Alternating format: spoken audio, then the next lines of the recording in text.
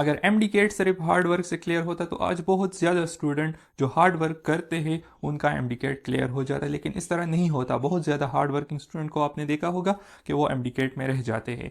यहाँ पर असल प्रॉब्लम आती है कि वो एमडीकेट के लिए प्रिपरेशन स्टार्ट किस तरह से करते हैं।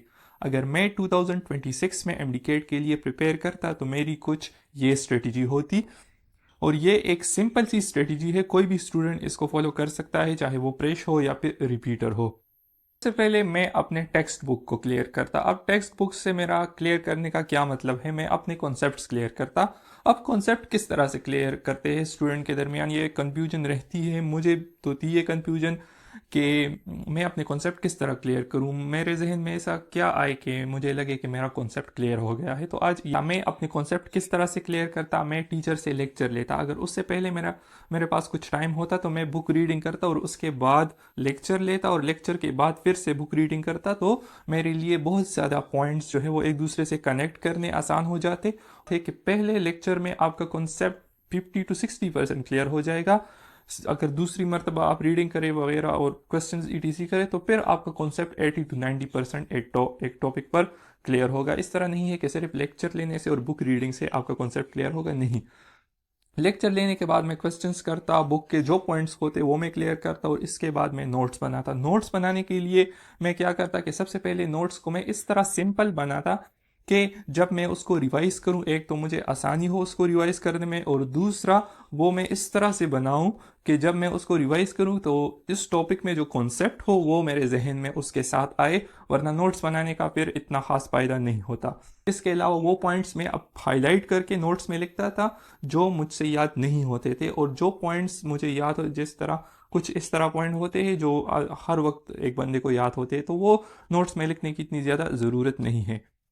इसके अलावा नोट्स में केमिस्ट्री एंड फिजिक्स के लिए बनाता, क्योंकि बायो के लिए बुक की लाइन, हर एक लाइन को जो है रीड करना पड़ता है, तो इसलिए केमिस्ट्री और फिजिक्स के लिए मैं सिर्फ नोट्स बनाता। स्टूडेंट नोट्स बनाने में एक बहुत ही कॉमन मिस्टेक करते हैं, और वो ये कि जब एमसीक्यूज सॉल्व करते हैं तो एमसीक्यूज में कुछ इक्वेशन इस तरह आ जाते हैं, या फिर जब आप प्रैक्टिस करते हैं आपके सामने एक्सप्लेनेशन में कुछ इस तरह पॉइंट्स आ जाते हैं जो आपको याद करने हैं, आपकी उस पर ग्रिप होना चाहिए। तो मैं वो पॉइंट्स वो इक्वेशन जो मुझे प्रैक्टिस के बाद पता चलती, मैं उसको भी अपने नोट्स में लिखता था। इसके अलावा नोट्स जितने क्लियर हो, जितने अच्छे बनाए गए हो, आपको चीज़ें भी उतनी आसानी से समझ में आ जाएगी। इस तरह मैंने नोट्स बनाए हैं, इंशाल्लाह मैं आपके साथ शेयर करूंगा उसका पीडीएफ। और जब मैं उसका एक पीडीएफ बनाए हैं, मेरे नोट्स यूज़ करने की ज़रूरत नहीं है, क्योंकि वो नोट्स मैंने अपने माइंड के हिसाब से बनाए हैं। आपने अपने नोट्स बनाने हैं, एक तो प्रिप्स बुक की तरफ नहीं जाना, आपका टाइम वेस्ट होगा। सिर्फ टेक्स्ट बुक और अपने बनाए हुए नोट्स पर फोकस करना है, और लेक्चर लेना है, और लेक्चर में जो इंपॉर्टेंट पॉइंट्स आपको टीचर बताते हैं वो लिखने हैं। तो मैं यही करता अगर मैं एमडीकेट के लिए फिर से प्रिपेयर करता। फिर बहुत ज़्यादा स्टूडेंट क्वेश्चन पूछते हैं कि हमने कौन सी प्रैक्टिस बुक यूज़ करनी है, नहीं होगा। तो उसके लिए मैं आपको यही सजेस्ट करूँगा कि जो भी प्रैक्टिस बुक आपने यूज़ करनी है वो आपके प्रोविंस के हिसाब से हो, उसमें ज़्यादा मिस्टेक्स ना हो। इसके अलावा टॉपिक वाइज एमसीक्यूज उस प्रैक्टिस बुक में हो तो वो आपको लेने चाहिए। इसके अलावा जो बुक एड्स में आपको देके आपने उसको बिल्कुल भी नहीं। मैं नेम्स नहीं बताऊंगा, अगर कमेंट में आप पूछ सकते हैं वहाँ पर बता दूंगा, लेकिन वीडियो में मैं नहीं बताऊंगा कि कौन से लेने हैं या नहीं लेने।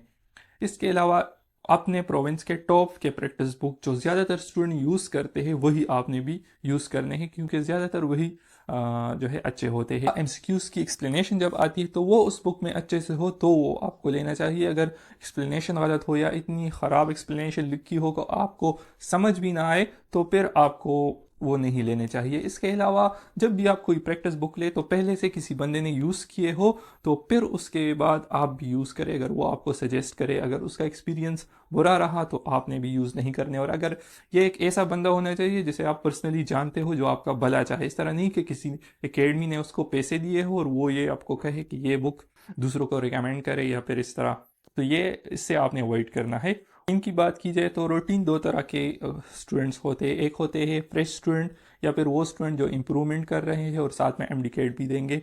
फिर वो स्टूडेंट्स आते हैं जो रिपीटिंग कर रहे होते हैं लेकिन उन्होंने ना इम्प्रूवमेंट करनी है ना वो फ्रेश होते हैं। तो अगर आप फ्रेश है या फिर आप इम्प्रूवमेंट है तो आपका रूटीन किस तरह होना चाहिए। सबसे पहले रिपीटर्स की बात आती है। रिपीटर्स को मैं अब यही सजेस्ट करूंगा कि आपने अभी से कम स्टडी करनी है, अभी आपने ज़्यादा स्टडी नहीं करनी, क्योंकि जब तक एमडीकेट आएगा तब तक आपकी स्टेमिना बहुत हद तक कम हो जाएगी और फिर आपको मुश्किल होगी उस तरह स्टडी कंटिन्यू करने में। तो आपने क्या करना है, अभी से थोड़ी थोड़ी स्टडी करनी है, लेक्चर ले, अच्छे से नोट्स बनाए, आहिस्ता आहिस्ता, आपके पास टाइम बहुत है, और साथ में एमसीक्यूज भी प्रैक्टिस करें।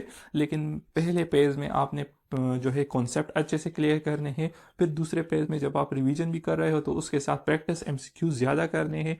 और इसके अलावा जब एमसीक्यूज प्रैक्टिस करते हो तो आपने लिए एक मिस्टेक्स बुक बना लेनी है, कॉपी, या फिर आपने इस तरह करना है कि जो एमसीक्यूज आपसे गलत हो आपने उसको एक मरतबा लिखना है, उससे पिक्चर लेनी है और उस सारे की एक पीडीएफ बना लेनी है, जो सारे एमसीक्यूज आपसे गलत हुए हैं आपकी प्रिपरेशन में, तो उसकी एक पीडीएफ आपके साथ बन जाएगी। और वो पीडीएफ आप बार बार जितनी मरतबा रिवाइज कर सकते हो आपने रिवाइज करनी है। मेरे पास जो प्रैक्टिस बुक था मैं वहाँ पर मार्क करता था, और वहाँ पर कौन सा एमसीक्यूज गलत हुए हैं, क्यों गलत हुआ है, कौन सा इक्वेशन यूज़ किया है, मैं वहाँ पर वो लिखता था। और फिर जब उसको रिवाइज करता था तो वो एमसीक्यूज मेरे सामने आ जाता था, तो उससे बहुत ही हेल्प हो जाती है आपकी। तो आपने भी यही करना है, और अगर मैं अपने एमडीकेट के लिए प्रिपेयर करता तो मैं भी यही कर। एपीएससी स्टूडेंट या फिर जो एमडीकेट के साथ अपनी एपीएससी इंप्रूव कर रहे हैं उनकी अगर मैं रूटीन बनाऊं, तो जो लोग प्रेस स्टूडेंट है उसको मैं यही सजेस्ट करूंगा कि सबसे पहले आपने एपीएससी पर फोकस करना है।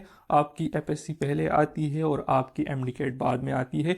एमडीकेट को लोगों ने बहुत ज़्यादा अहमियत दी होती है जबकि एपीएससी को इतनी ज़्यादा इंपॉर्टेंस नहीं दी होती। तो मैं आपको यही सजेस्ट करूंगा, सबसे पहले आपकी एपीएससी है। एमडीकेट इतना ज़रूरी नहीं है जितनी एपीएससी ज़रूरी है, और आप इसकी अहमियत का अंदाज़ा इससे लगा लो कि हमारे क्लास में जितने भी स्टूडेंट हैं, जितने भी एमडीकेट क्लियर करके आए हैं, उनके एपीएससी के मार्क्स बहुत अच्छे हैं, मेजॉरिटी के एपीएससी के मार्क्स अच्छे हैं।